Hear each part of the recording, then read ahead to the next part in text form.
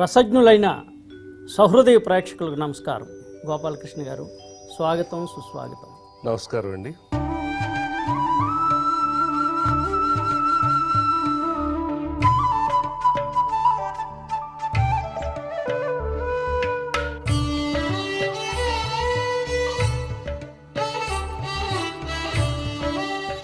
చెల్లియో చెల్లకో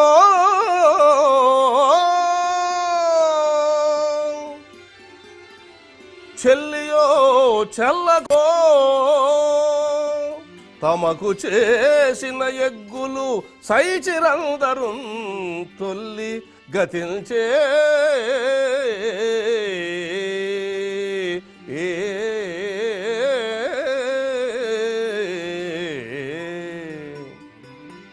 నేడు నన్ను దూతగా పంపిరి సంధిసేయా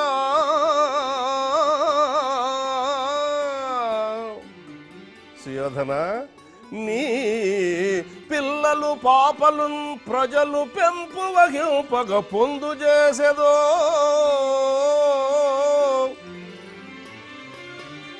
ఎల్లి రణంబె కూర్చదవో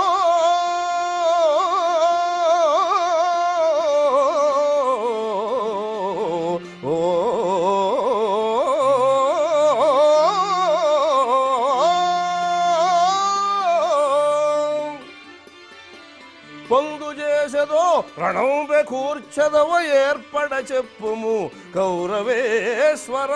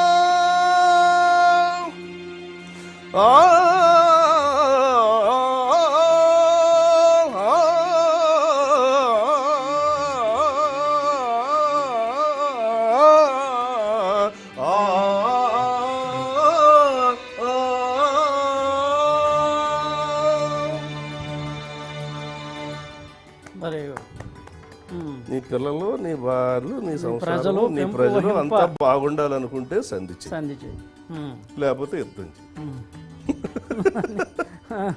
అలా చేయకపోతే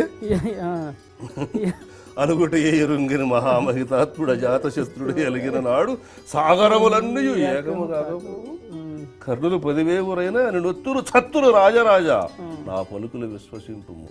మీ పన్నుల లోకులు కావు వెళ్ళరు. సంధికి వడంబడవా? సంధికి ఇష్టపడవా? అంటే ఓ పక్క రెచ్చగొడుతూనే ఓ పక్క సంధి వడంబడవయేని కురుక్షేత్ర మహాసంగ్రామమే అనివార్యం వదలేని రావో కురుక్షేత్ర మహాసంగ్రామంబున మా మధ్యమ పాండవుని పరాక్రమమును చిత్రీకరించుతున్నారు. సావధానముగా కర్ణింపు. జెండాపై కపిరాజు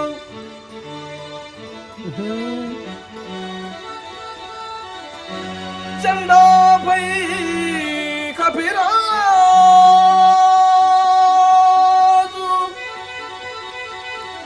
ముందు శతవాజి శ్రేణియుం కూర్చి నే దండంబుల్ తోలు చందనము మీదన్ నారి సా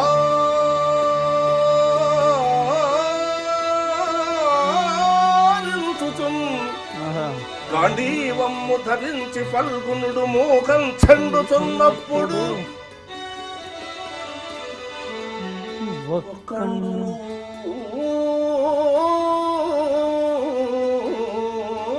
భీమరాలకింపడు గాంధీవమ్ము ధరించి ఫల్గునుడు మూకం చెందుచున్నప్పుడు ఒక్కండును నీ మొర ఆలకింపడు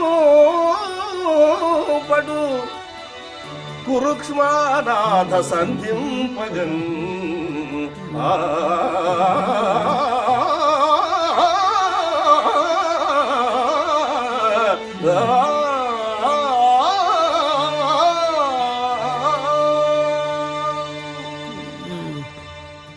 మరి ఇది విన్న వాళ్ళు ఎవరన్నా సంధి చేస్తారండి శత్రువు కట్టేట ట్రై చేశాడు. అదే గమ్మత్తైనటువంటి ఇక్కడ ఏంటంటే కృష్ణుడి పాత్ర. ఇక్కడ కృష్ణుడు డిప్లొమాట్. నువ్వు చేయాల్సిందే, నువ్వు ఇది చెయ్యి, వాడు శాసిస్తాను, లేకపోతే ఈ పరిణామాలు వస్తాయి, శాసిస్తాను. అంటే మరి మానధరుడైన సుయోధనుడు ఆ మాటలు ఆలకించి మరి అతను ఏ ధరుడన్నా కావచ్చు, అది కాదు రణవిజయుడు కానీ మరి సంధి చేస్తాడా? సూది మనం మోపినంత భూమి కూడా ఏం పొమ్మన్నాడు, అదే నాకు కావాలన్నాడు. సో ఆ విధంగా అక్కడ రాయబారం చేయడం తర్వాత కర్ణుడిని తీసుకెళ్లాలి. ఇటువంటి ఒక్కొక్కసారి మళ్ళీ కర్ణ రహస్యంలోకి వస్తుంది. కర్ణుడి జన్మ రహస్యం చెప్పేటప్పుడు ఒక అద్భుతమైనటువంటి ఆ కర్ణుడి యొక్క కాన్సెప్ట్ భారతంలో లేదంటారు, కానీ తిరుపతి కవులు ఈ పద్యం రాశారండి. కర్ణ ఏ సతి వల్హిలోన జనిగించను జన్మనర్చు వేళ మున్నే సతి పెండ్లినాడు నృపులెల్ల పరాజితులైరి క్రీడిచే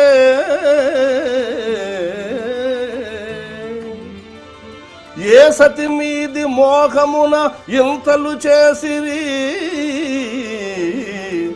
రాజు నీవు నిన్నా సతి పెండ్లి ఆడగలదు తన 6వ భర్తగన్ సూర్యనందన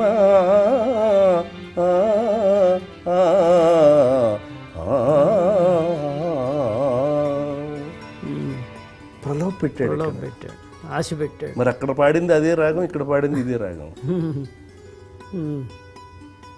రెండు భీంపలాస రాగమే. చెల్లియో చొల్లకు చేస్తావా చస్తావా అన్నది కూడా ఇదే రాగం, ప్రలోభ పెట్టింది ఇదే రాగం. అక్కడ ఉన్నటువంటి యొక్క సందర్భాన్ని రసాన్ని మనం అడాప్ట్ చేసుకుని రాగాన్ని మలుచుకోవాల్సిందే. కానీ ఒక భీంపలాస అనగానే అన్నిటికీ ఒకటే ప్లాట్ ఉండదు. అక్కడ ఉన్నటువంటి సందర్భాన్ని బట్టి ఆ రసాన్ని బట్టి మారిపోతుంది, సంగతులు మారుతూ ఉంటాయి.